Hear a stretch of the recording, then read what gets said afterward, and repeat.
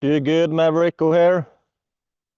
Welcome to podcast episode number 171. Dollar you get into bad debt is a vote for your enslavement. You know, in the Bible, in Proverbs 22:7, it says, the rich rule over the poor, and the borrower is slave to the lender. The borrower is slave to the lender. You know, when it comes to what the Bible says about borrowing money, I don't think the Bible says that borrowing money is always wrong. You see in the parable of the talents, one of the guys that didn't increase his one talent, he got scolded for not increasing it. At least he could have given it away to the lenders so that they could have lended it away, and he could have gotten it back with interest. And we also see other places we also see other places in the Bible where people are told to be kind and lend money. I think that was to family members, or how did it describe it? Family members or other church members. I forgot exactly how they mentioned it, but my point is, I don't think the Bible says that borrowing money is always a wrong thing to do. But that the borrower is slave to the lender, that can often end up being the case. Yeah, I think so.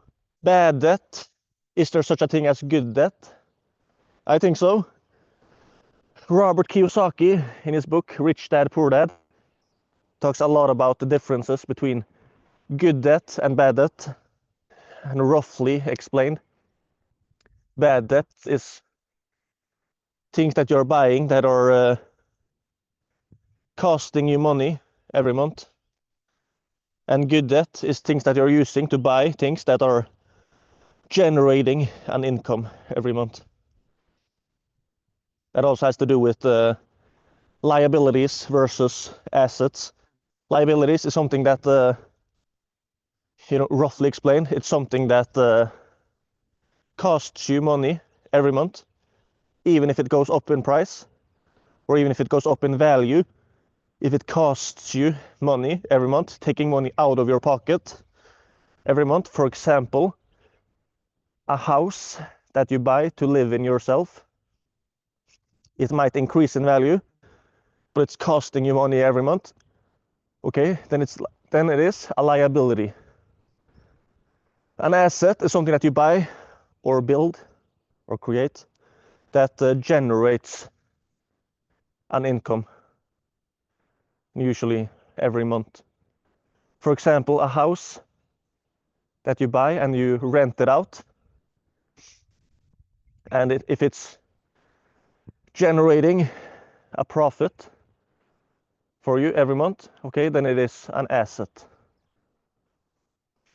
So yeah, and of course, a house, rental real estate, that's just one example, but it's a great example because it is one of the most time-tested and historically also one of the most stable investments there are. So yeah, the paradoxical thing is that oftentimes what we think will improve our quality of life ends up making it a lot worse. That's pretty mind-boggling. Society, or the matrix, or whatever you want to call it, the rat race, there is a kind of blueprint of what is the normal thing to do. And a very normal thing to do is to go to school for many years, then get a so-called safe and secure job with good benefits. It's not really that safe and secure, but yeah. And then once they have an income, buy a house or an apartment with a huge mortgage, a car with a car loan, maybe a cabin and a boat and an RV, also with a loan. And before you know it, we find ourselves trapped by our lifestyle.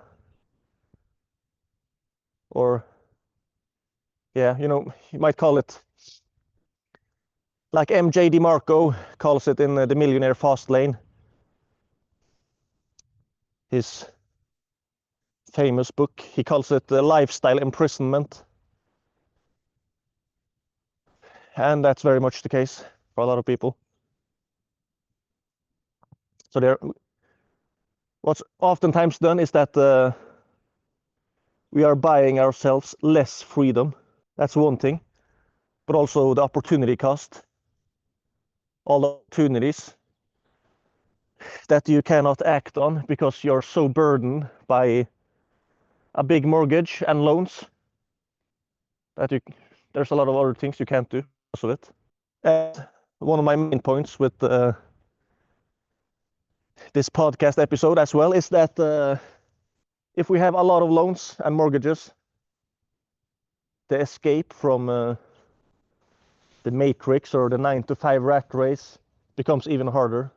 So yeah. And the thing is, houses or apartments are extremely expensive these days. It wasn't the case in the 1950s to around the 1970s. Then you could get an average home. You could buy it for about 2 to 3 average yearly salaries. These days, it's around 7 to 10 average yearly salaries for an average home. But when it costs that much, 7 to 10 yearly salaries, then most people are buying it with a mortgage.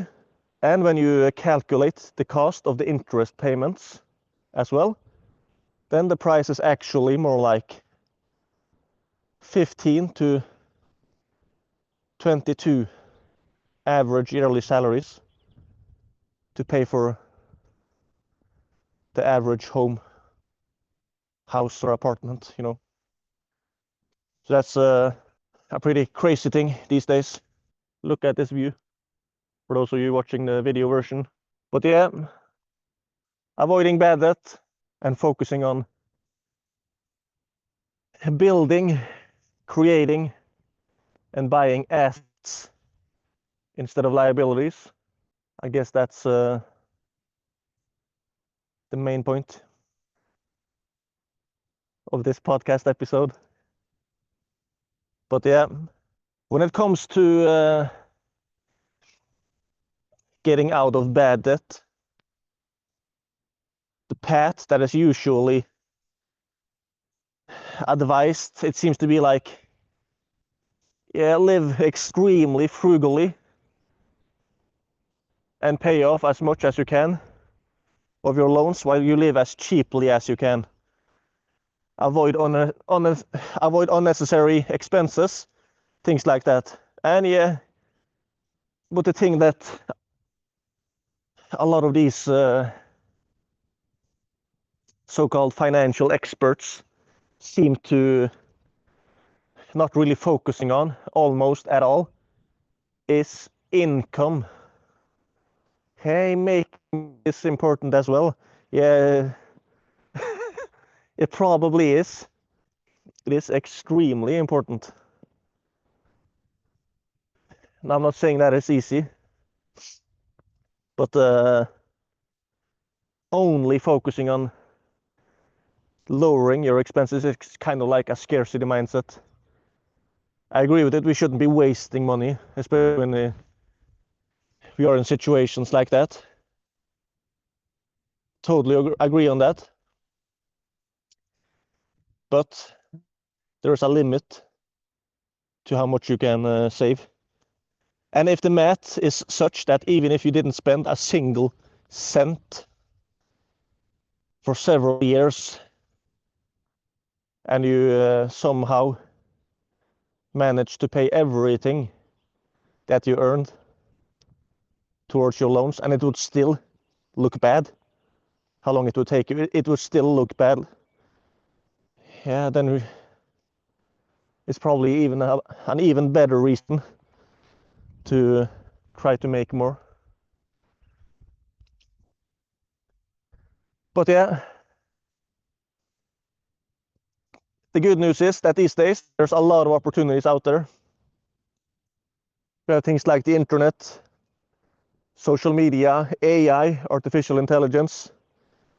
So it's really exciting times as well. There are teenagers out there making millions. And what one man can do, another man can do.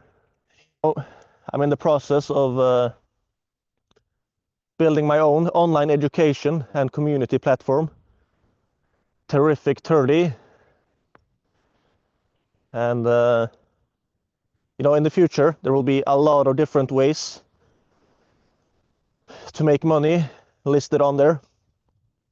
Entrepreneurial things, ways to make money online, things like that. And one of the really exciting ones that I've been working on the last few weeks is paid communities. The modern school system is probably one of the biggest scams in history. I'm not saying all of it is bad, because it's not, but there's a lot of bad things going on in the modern school system. It's probably one of the reasons that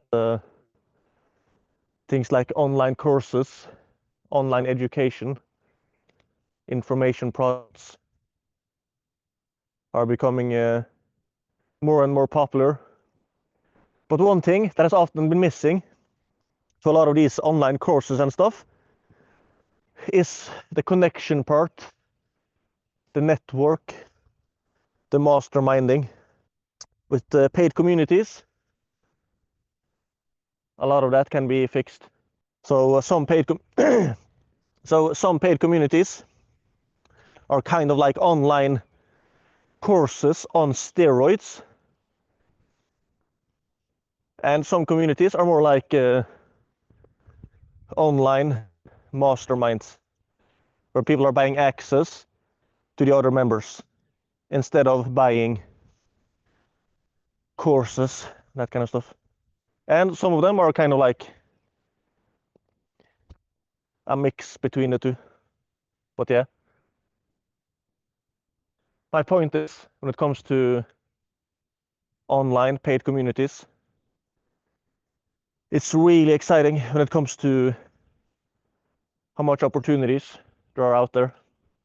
Imagine how much value you can provide to people with a good paid community. One of my favorite TEDx talks is is about it is titled something like "Isolation is the dream killer, not your attitude," something like that. And it's fascinating. Isolation is a dream killer. How true. Imagine all the business owners, or all the people trying to do certain things. Imagine how much of their problems could be fixed simply by them having access to the right network, having access to the right people. Or if you have some special, or if you have some specific type skills that you can teach someone, maybe you could build a paid community around it. Maybe you are breeding dogs, maybe you're breeding puppies and selling them and making like 100K a year in profit. Maybe you could scale it up, but maybe you don't want to scale the breeding business itself. You yourself personally. Maybe you don't want to be breeding like 10 times as many puppies as you're doing. But maybe that business or that side hustle has made a big difference in your life. Maybe you could build a paid community around it, and you could teach other people how to do it. That's just one example. It doesn't have to be around making money. It can be other things as well. Solving problems, providing value, serving people. There's a lot of ways to do it with a paid community.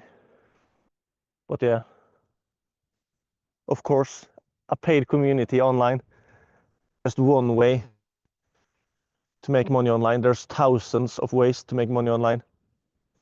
The unique thing though is that you can launch it without having a lot of money, without having a lot of experience or expertise. And you can also launch it quickly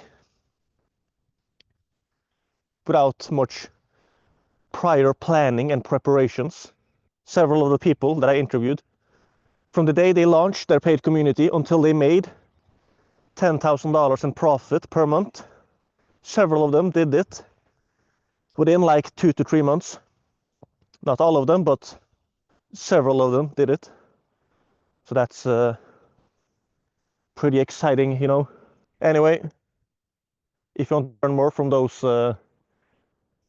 real life success stories, I'm going to interview at least 30 of them for a terrific 30.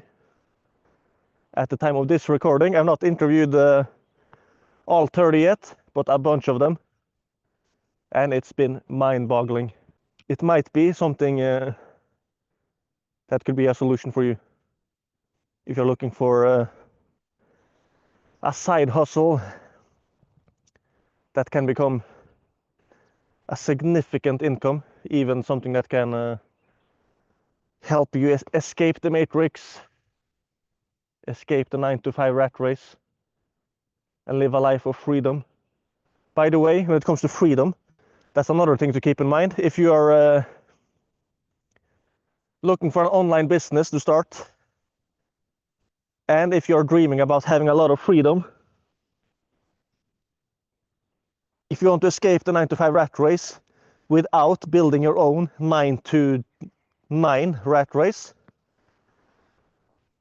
because that happens a lot of people, they escape the 9-to-5 rat race, and before they know it, they find themselves in their own rat race.